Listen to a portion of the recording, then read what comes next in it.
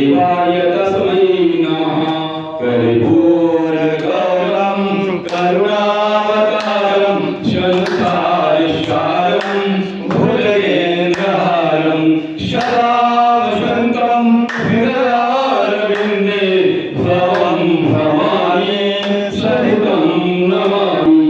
त्वमेव माता च पिता त्वमेव त्वमेव बन्धुः च सखा त्वमेव त्वमेव विद्या द्रविणं त्वमेव त्वमेव सर्वं मम देव देव त्वमेव सर्वं मम देव देव त्वमेव सर्वं मम देव देव कर्पूरगौरं करुणावतारं संसारसारं भुजगेन्द्रहारं सदा वसन्तं हृदयारविन्दे भवं भवानी सहितं नमामि।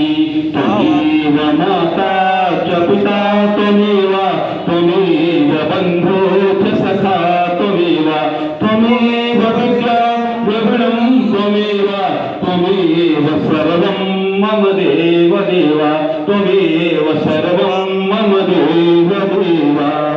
संकल्प कर ले, देवी देवताओं को आरती दे दे।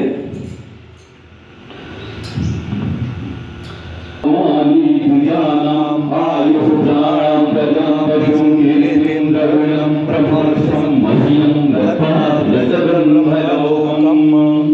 बड़े श्रद्धा भाव से दुआ की है, देवी देवताओं का आशीर्वाद प्राप्त करें। जय की जय जय